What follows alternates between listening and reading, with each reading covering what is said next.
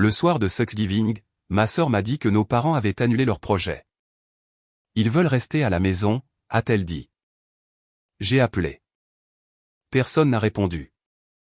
Un sentiment étrange m'a envahi, et je suis monté dans la voiture immédiatement. Quand je suis arrivé chez mes parents, la porte était fermée à clé. À l'intérieur, tout était en désordre. Sur la table, il n'y avait qu'une note froissée qui disait « Je m'appelle Camille. Je vis et travaille à Paris depuis 8 ans. » Alors, prendre le train pour revenir pour la Toussaint ressemblait aux retrouvailles que j'attendais, une chance de revoir enfin tout le monde réuni après tout ce temps séparé. Ce soir-là, alors que le dîner touchait à sa fin, ma sœur m'a envoyé un texto pour me dire que maman et papa avaient changé leur plan. Ils veulent rester à la maison cette année, a-t-elle écrit, expliquant qu'ils se sentaient fatigués et avaient juste besoin d'une soirée tranquille pour eux. Le message semblait simple, mais il m'a laissé une étrange sensation au fond de moi. J'ai immédiatement composé le numéro de maman et j'ai laissé sonner jusqu'au bout. Comme il ne se passait rien, j'ai appelé papa juste après, attendant pendant que le téléphone sonnait encore et encore sans que personne ne décroche. J'ai réessayé les 2 numéros plusieurs fois au cours des minutes suivantes, mais chaque appel s'est terminé de la même manière, juste le silence à l'autre bout du fil. Un lourd sentiment de malaise a commencé à grandir en moi, un sentiment que je ne pouvais pas ignorer, même si tout le monde autour de moi insistait sur le fait qu'ils dormaient probablement déjà ou qu'ils avaient éteint leur téléphone. Après 8 ans d'absence, j'avais fait ce long trajet pour rentrer spécialement pour cette fête, et l'idée que mes parents soient assis seuls pendant que le reste d'entre nous était réunis ne tenait pas la route. Je ne pouvais pas me défaire de cette inquiétude, alors j'ai attrapé mon manteau et mes clés. J'ai dit aux autres que je prenais la voiture pour aller chez eux sur le champ afin de m'assurer que tout allait bien, peu importe l'heure tardive. Ils m'ont pressé d'attendre jusqu'au lendemain matin, mais j'étais déjà en route. Quand je suis finalement arrivé devant la vieille maison près de la côte atlantique, l'endroit paraissait plus sombre qu'il n'aurait dû. Tout semblait anormal. Je suis entré avec le double des clés, et dès que j'ai franchi le seuil, j'ai vu des signes d'un emballage précipité, des objets déplacés, des tiroirs à moitié fermés. Sur la table de la cuisine, sous la faible lumière, se trouvait un bout de papier froissé qui s'est avéré être une note manuscrite qui m'attendait. Si vous étiez à ma place, auriez-vous conduit jusque-là cette nuit-là ou auriez-vous attendu le matin? Dites-le moi dans les commentaires et dites-moi aussi quelle heure il est, où vous êtes et de quelle ville vous regardez. Le long trajet en train depuis Paris venait de se terminer à Nantes.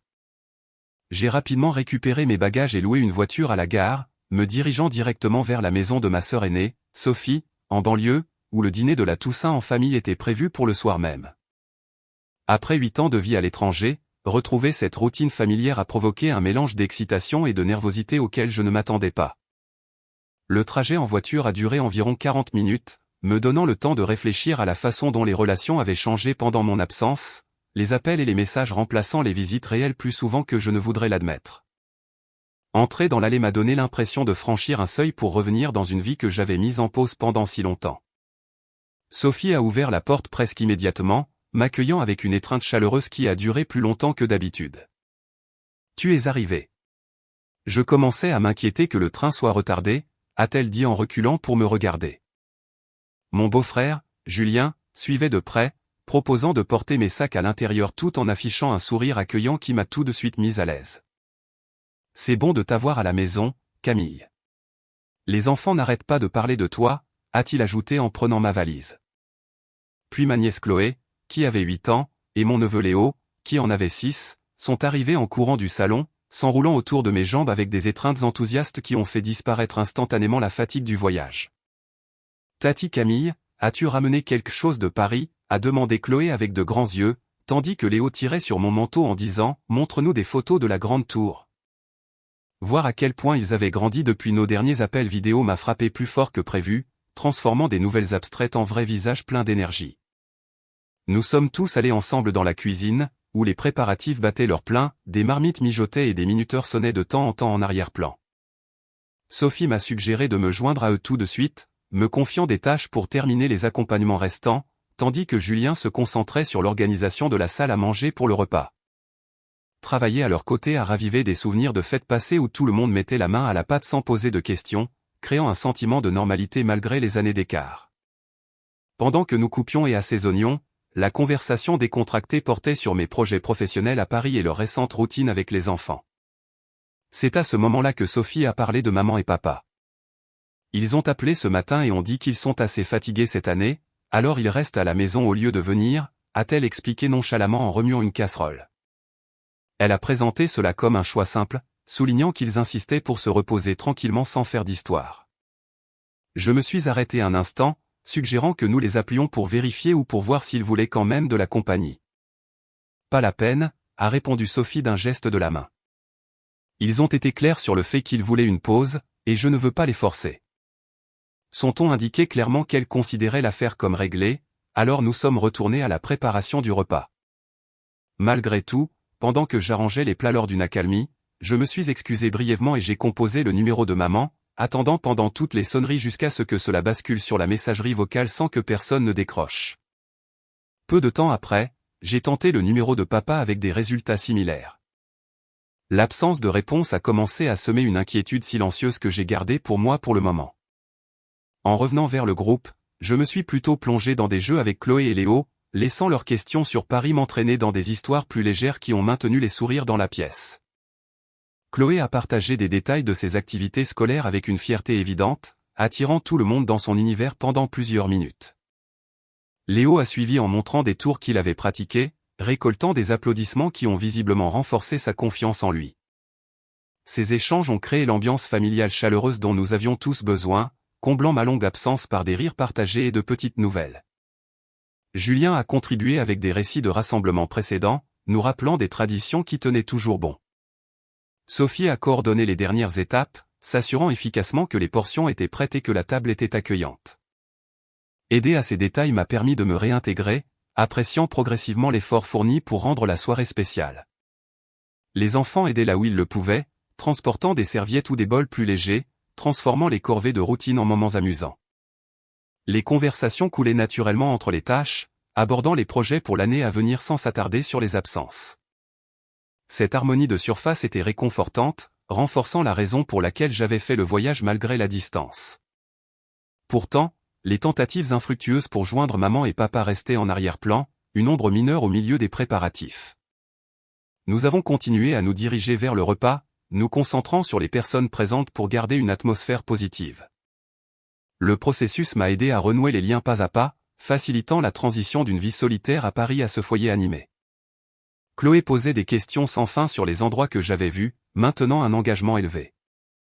Léo intervenait avec ses propres curiosités, maintenant le rythme vivant. Sophie et Julien échangeaient des regards qui montraient leur appréciation pour les retrouvailles qui se déroulaient sans heurts. Au moment où nous avons terminé les derniers arrangements, la maison dégageait cette sensation d'anticipation d'une fête sur le point de commencer pour de bon. Chacun a contribué à sa manière, créant des couches d'interaction qui ont renforcé les liens temporairement tendus par le temps passé séparés. La chaleur affichée masquait efficacement toute préoccupation sous-jacente, pour le moment. Le dîner de la Toussaint a commencé à 20h ce soir-là. Tout le monde s'est rassemblé autour de la grande table dans la salle à manger de Sophie, où les plats traditionnels avaient été soigneusement disposés, créant une présentation qui semblait invitante et pleine de l'effort des heures de préparation précédentes. Julien a pris place à une extrémité, découpant le chapon d'une main sur tout en faisant passer les assiettes pour que les choses avancent bien.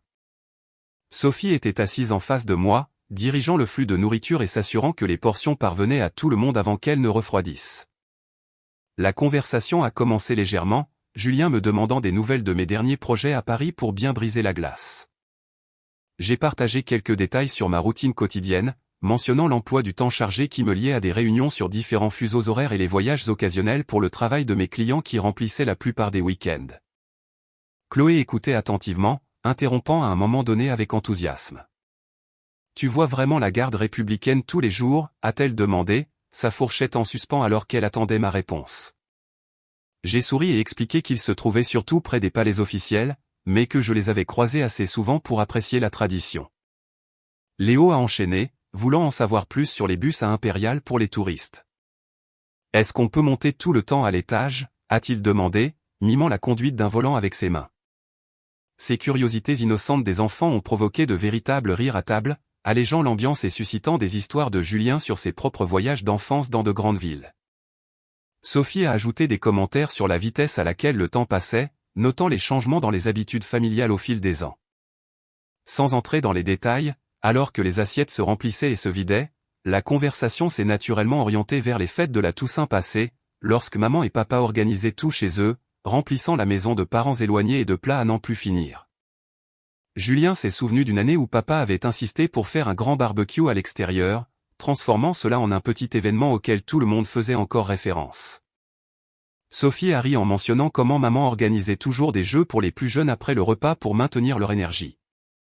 Ces souvenirs ont refait surface facilement, peignant des images de tables plus grandes et de pièces plus bruyantes qui contrastaient silencieusement avec le groupe plus restreint de ce soir. J'ai participé à ces réminiscences, ajoutant mes propres souvenirs d'avoir aidé maman à mettre des couverts supplémentaires ou de papa racontant les mêmes blagues chaque année. Pourtant, tout au long de ces échanges, les appels sans réponse du début de soirée restaient dans mes pensées, rendant plus difficile de me détendre complètement dans la nostalgie. Pendant une brève pause en passant les desserts, j'ai de nouveau sorti mon téléphone et composé le numéro de maman une fois de plus, le tenant discrètement pendant que la sonnerie continuait sans interruption. Quand rien n'a changé, j'ai essayé la ligne de papa immédiatement après, faisant face à la même réponse vide qui a augmenté la tension silencieuse qui montait en moi. Personne n'a remarqué mes tentatives au début, ce qui a permis à la discussion de se poursuivre sur les plats d'accompagnement préférés et les ajustements de recettes que Sophie avait essayé cette fois-ci. Chloé a fait une démonstration d'un nouveau pas de danse qu'elle avait appris à l'école, entraînant brièvement Léo avec elle et récoltant des applaudissements qui ont temporairement détourné l'attention. Julien est revenu à la charge en me demandant mes projets pendant mon séjour, suggérant des sorties possibles avec les enfants pendant le week-end. Sophie a soutenu l'idée, énumérant des endroits locaux qui avaient changé depuis ma dernière visite pour rendre le séjour plus agréable. J'ai hoché la tête, contribuant avec des idées tout en masquant le malaise grandissant qui refusait de s'estomper malgré l'environnement agréable. Le repas a progressé vers ses dernières étapes, avec le café servi et les parts restantes distribuées aux volontaires. Alors que les gens commençaient à débarrasser les assiettes et à les empiler pour la vaisselle, l'énergie de la soirée a commencé à décliner naturellement. C'est à ce moment-là que j'ai posé ma tasse et annoncé clairement mon intention. Je vais aller chez maman et papa en voiture maintenant pour prendre de leurs nouvelles en personne, ai-je dit, me levant avant que quiconque ne puisse s'y opposer trop fortement. Sophie a paru surprise, répondant rapidement, « Il est vraiment tard.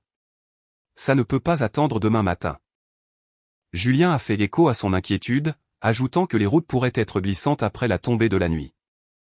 Chloé et Léo m'ont supplié de rester plus longtemps pour jouer, mais ma décision était déjà prise de partir immédiatement pour affronter directement mon inquiétude. Vers minuit, j'ai garé la voiture devant la vieille maison de mes parents près de la côte. La rue était complètement vide, seuls les bruits lointains des vagues de l'océan brisaient le silence de la nuit, amplifiant chacun de mes pas vers la porte d'entrée. J'ai tout de suite remarqué que toutes les lumières intérieures étaient éteintes, projetant de longues ombres sur les fenêtres qui brillaient habituellement de chaleur pendant les fêtes. Un tour vers le garage a confirmé le pire, le vieux berlingot familier de papa n'était nulle part en vue, laissant l'espace vide, comme s'ils avaient planifié un long voyage sans le dire à personne. Cette absence a eu un impact différent après la conversation de la soirée sur le fait qu'ils voulaient juste se reposer, faisant accélérer mon pouls avec des questions que j'ai temporairement refoulées. J'ai cherché à tâtons la clé de rechange cachée sous le paillasson, une habitude sur laquelle papa insistait pour les urgences, et j'ai déverrouillé la porte d'entrée silencieusement pour éviter de les réveiller s'ils dormaient à l'intérieur. Franchir le seuil m'a immédiatement glacé, l'air stagnant était plus lourd que la normale, sans leur routine du soir habituelle pour remplir les pièces. Le silence s'est imposé, seulement brisé par de faibles grincements du plancher sous mon poids alors que j'avançais. En traversant d'abord le salon, j'ai découvert un désordre subtil, des étagères à moitié vides avec des espaces là où se trouvaient autrefois leurs livres préférés, et des photos encadrées déplacées sur les cheminées. Les placards dans le couloir montraient qu'il manquait beaucoup de vêtements, des cintres pendaient librement, tandis que les tiroirs à l'étage portaient des traces d'un emballage précipité, comme des chaussettes non pliées laissées derrière dans la hâte. Les placards de la chambre ont confirmé d'autres absences, les chemises de travail de papa avaient disparu, ainsi que les pulls de saison de maman, emballés sans leur pliage soigné habituel. Ces signes ont brossé le tableau d'un départ délibéré plutôt que d'une simple soirée de détente, suscitant une confusion mêlée à une angoisse grandissante qui me serrait la poitrine. La cuisine m'a attiré ensuite instinctivement, où les comptoirs étaient dépourvus des objets du quotidien comme la tasse préférée de maman ou la boîte à café de papa, habituellement positionnée pour le matin. Là, sur la table en bois, se trouvait une unique lettre manuscrite, froissée sur les bords comme si elle avait été manipulée plusieurs fois avant d'être laissée là. L'écriture distinctive et arrondie de maman était visible même de l'autre côté de la pièce.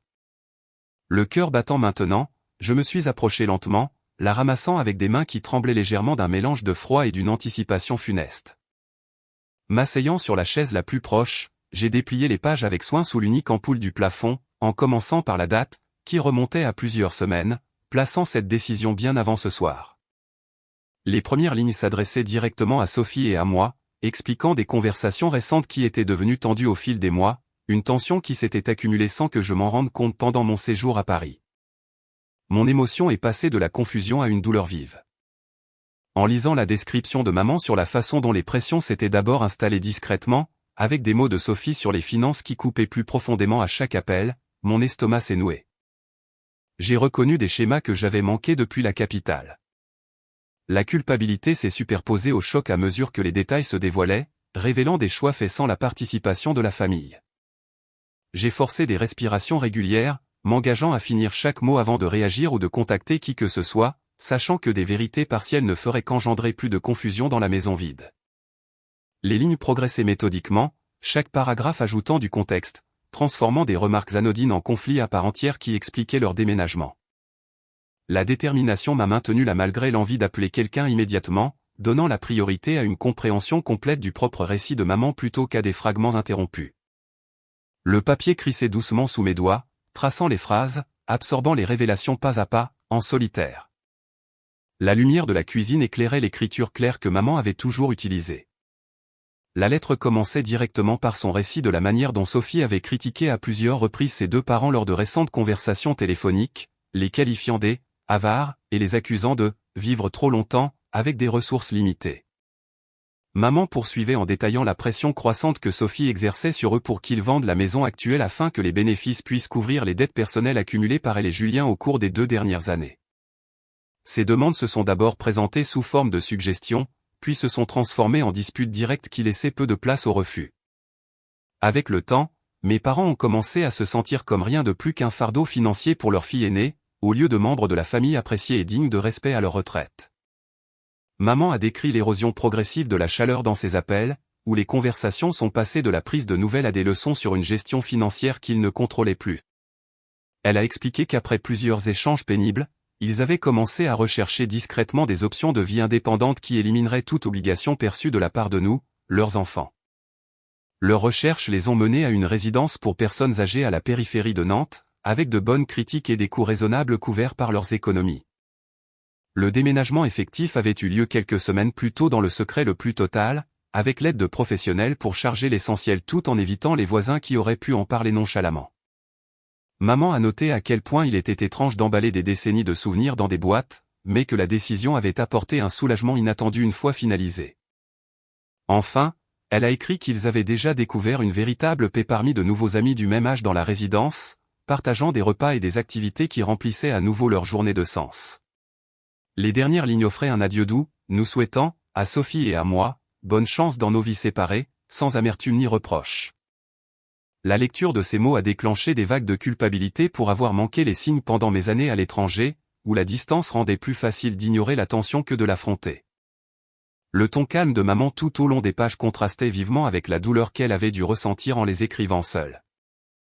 La prise de conscience que les actions de Sophie les avaient poussés à ce choix extrême s'est installée lourdement, mêlant la colère envers elle à la tristesse de ne pas avoir protégé maman et papa plus tôt.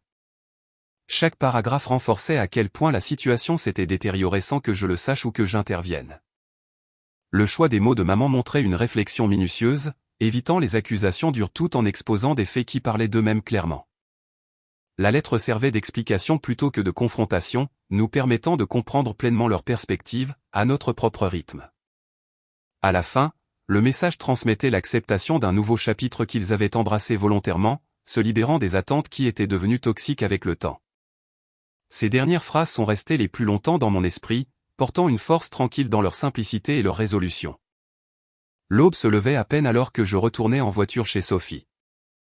Les rues restaient calmes après le jour férié, permettant à mes pensées de rejouer le contenu de la lettre sans interruption, tandis que le ciel s'éclaircissait progressivement au-dessus de moi.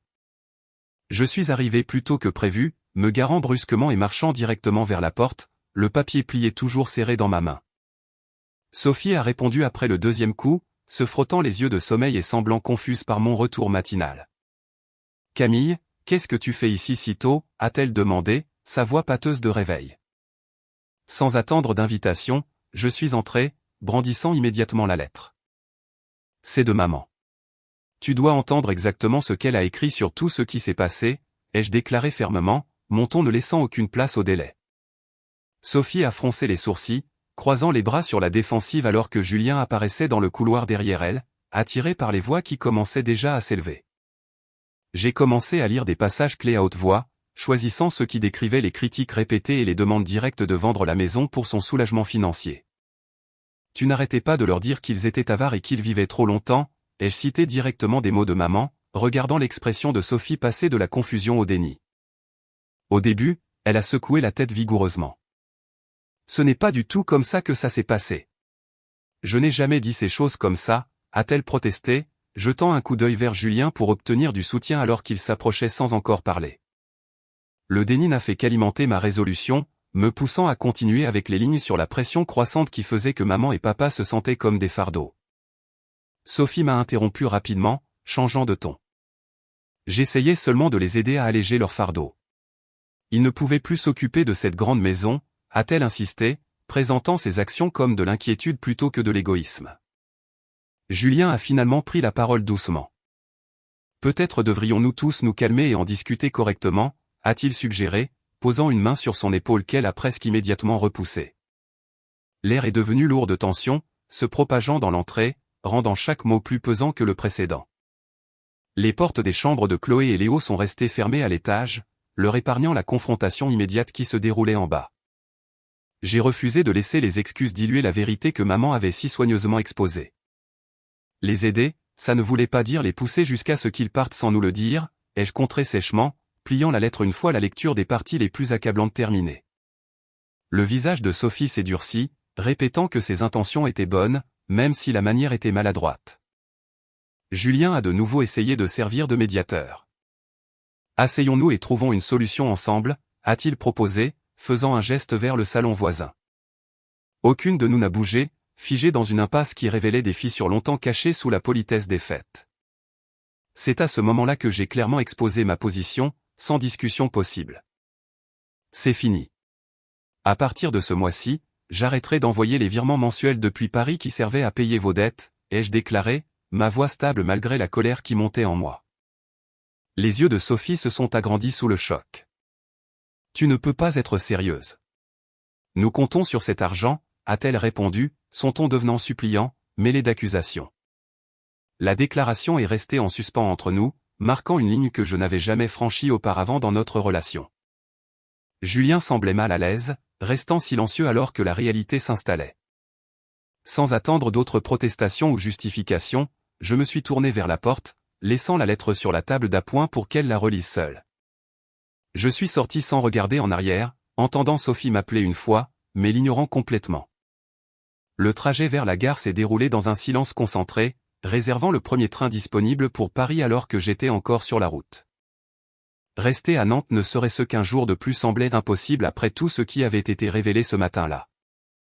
2 semaines plus tard, j'ai de nouveau pris le train de Paris pour Nantes. Le billet de dernière minute coûtait plus cher, mais trouver l'adresse exacte que maman avait notée dans la lettre rendait le voyage nécessaire avant que trop de temps ne passe sans contact direct.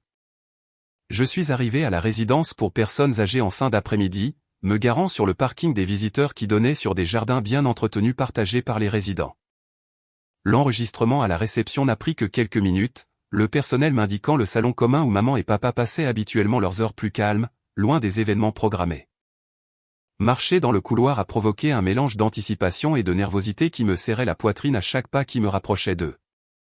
La porte du salon était entr'ouverte, révélant des sièges confortables disposés en petits groupes sous un éclairage doux qui encourageait la conversation entre les personnes présentes.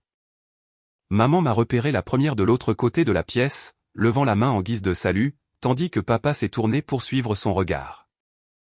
Ils se sont tous les deux levés slowly, offrant des sourires polis qui dégageaient de la chaleur, mais qui gardaient une réserve mesurée, différente des retrouvailles passées remplies d'étreintes immédiates. Nous avons échangé de brèves salutations en m'approchant, nous installant dans des fauteuils pour former un petit cercle à l'écart des autres résidents qui discutaient à proximité.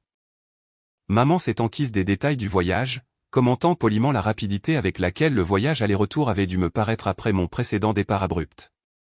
Papa a ajouté des observations sur les récentes conditions météorologiques à Paris comparées à celles de Nantes, gardant les sujets neutres au début.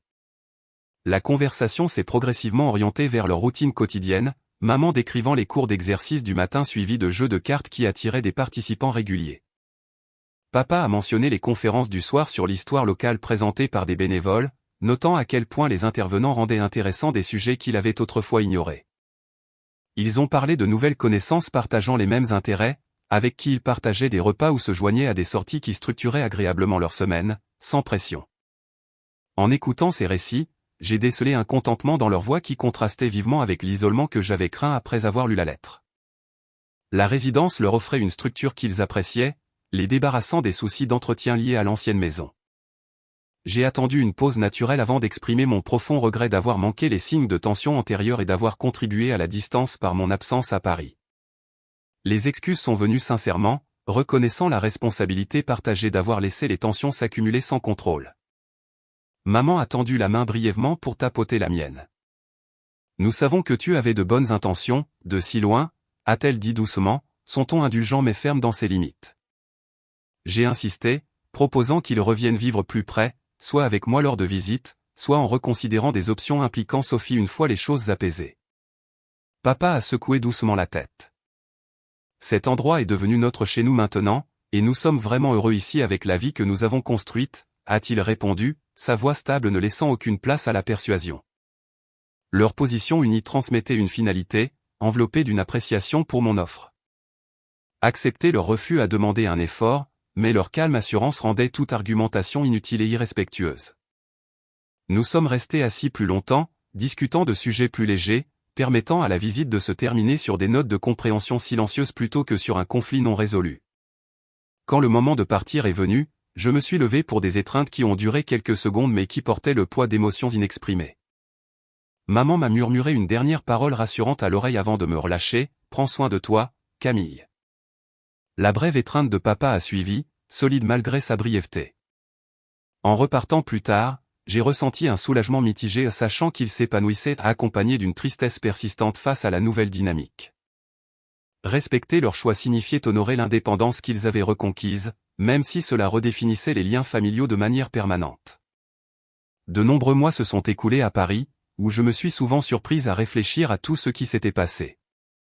La distance m'a aidé à digérer les changements, transformant les émotions brutes en une compréhension plus claire des conséquences irréversibles découlant de choix faits bien avant que la lettre n'apparaisse.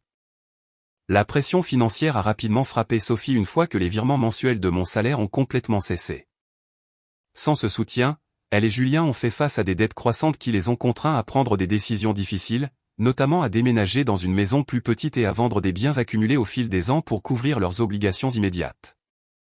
Leur mariage a montré des signes de tension visibles à travers des rapports qui me sont parvenus indirectement au début, les disputes devenant plus fréquentes à mesure que les soucis d'argent aggravaient les stress quotidiens qu'ils géraient autrefois ensemble. Des amis communs ont mentionné des échanges houleux sur le budget et les projets d'avenir qui ont progressivement érodé leur partenariat. J'ai fait le choix délibéré de couper tout contact avec Sophie après la confrontation, bloquant ses numéros et ses profils pour éviter tout conflit supplémentaire ou toute tentative de réconciliation sur des bases inégales. Aucun message ni aucune nouvelle ne sont venus de son côté non plus, créant un silence qui a solidifié la séparation de manière permanente. Maman et papa se sont installés dans des routines stables à la résidence pour personnes âgées, envoyant occasionnellement des cartes de vœux pour les anniversaires ou les fêtes avec de brèves nouvelles sur leur bien-être, mais sans jamais initier d'appel. Ces simples cartes postales arrivaient régulièrement, confirmant leur confort dans leur nouvel environnement sans nécessiter plus d'implication de notre part. Accepter leur indépendance est devenu plus facile avec le temps, en reconnaissant que ce déménagement leur avait accordé une paix qui leur était refusée dans l'arrangement précédent, accablés par les attentes. Poursuivre ma vie à Paris a pris une nouvelle perspective, en donnant la priorité aux relations fondées sur le respect mutuel plutôt que sur l'obligation ou la commodité. L'expérience a remodelé ma vision du rôle de l'argent dans la dynamique familiale. J'ai réalisé qu'un soutien offert librement peut encourager des schémas qui nuisent à tout le monde lorsqu'il est soudainement retiré. Les limites établies tardivement se sont tout de même avérées précieuses, protégeant ma santé émotionnelle, même au milieu d'un regret persistant pour la proximité perdue. La cupidité et la maltraitance envers les parents peuvent détruire non seulement le lien parent-enfant, mais aussi les relations fraternelles, entraînant des conséquences permanentes impossibles à inverser. Cela sert de rappel brutal qu'il faut chérir ses proches tant que l'occasion se présente, en agissant avec gentillesse et présence avant que le